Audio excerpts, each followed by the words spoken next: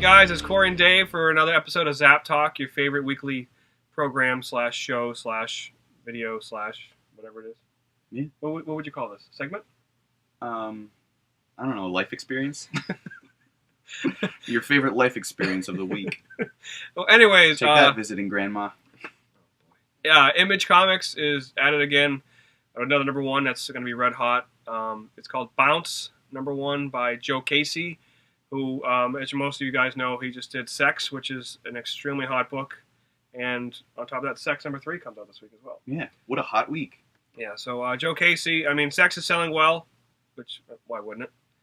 I don't suggest buying Sex unless it's the book. Don't ever pay for Sex, Dave. Certain places where it's legal, still wouldn't recommend it.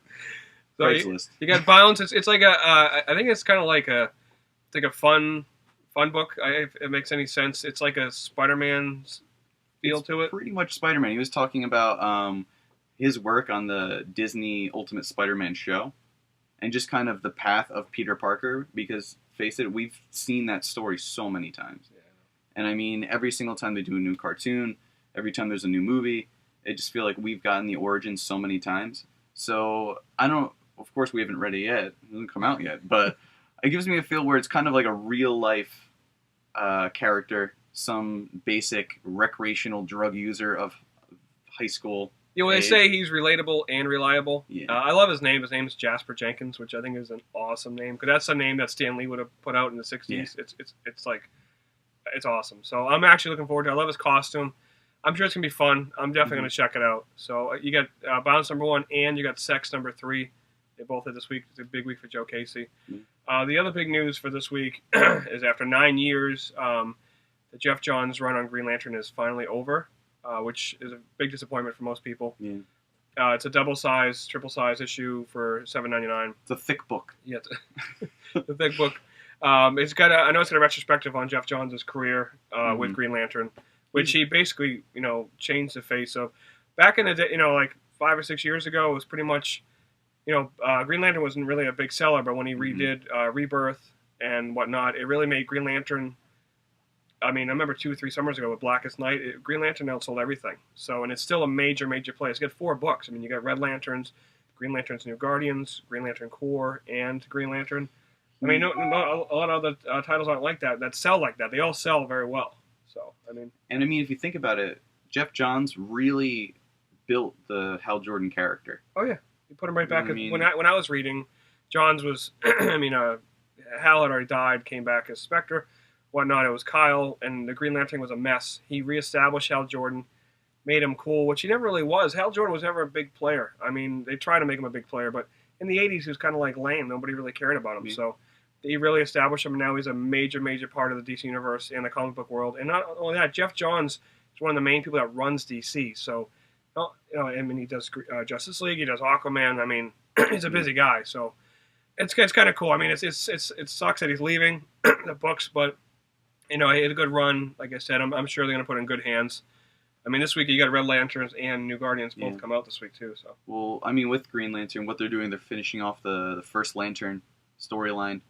This is going to be the epic battle, and because the book is really thick, I think it's going to be a long battle. Well, I'm sure that a lot of it's like a retrospective too, so True. It's kind of like True. Special episode, and it's like half. And I know everybody's read some sort of Jeff Johns Green Lantern, whether it's just Blackest Night or Rebirth. So I'm gonna pick it up. Yeah, it's definitely it's cool. I can't wait to read it. So it's gonna be interesting how it plays out afterwards. I'm sure he obviously he planted the seeds. We'll see what goes on.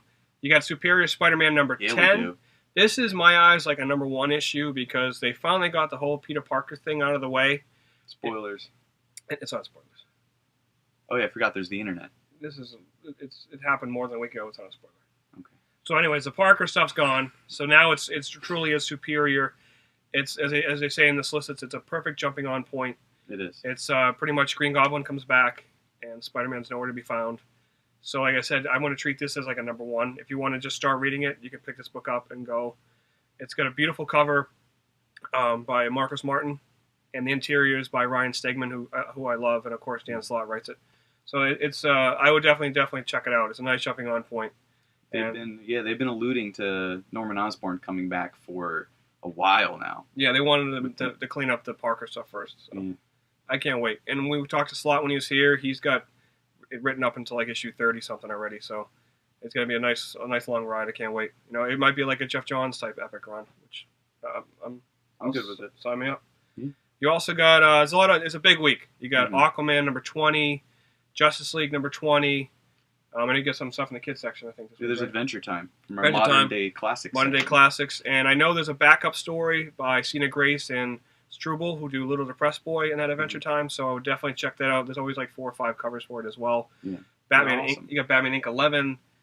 You got Uncanny Avengers number 8 AU and Uncanny X-Men. That's a lot of uncanniness. Yeah, I know. There's a couple. I think Avengers comes out. Mm-hmm. Avengers, it's number 12. 12 you feel like they've slowed down? I feel like well, they were sending them out like it's not coming out like it was. They'd be at on a issue time. 20 if they were doing it that because it was like weekly for a while. Yeah. And of course, it's a big Green Lantern week with all the Green Lantern books. But you know, there's a lot of other stuff too coming out. But you know, I know Daredevil comes out. It's the last 2 weeks have been kind of quiet. This week is loaded. So we're gonna have everything in stock at Zapp. Come on and see us. You know, little Dave will be here. I should be here. Little Corey will also be here. Little Corey, little Tom might be here. You know, Ben, Don, anybody, right? All little. Ben's not little. No, it's Big Ben, but then it sounds like the clock. Well, you know, he can tell time. I guess everyone's a clock then.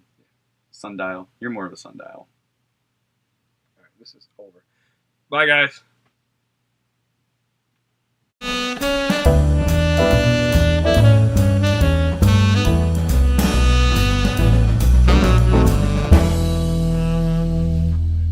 I love sharks. I don't like Deadpool, but I do like sharks.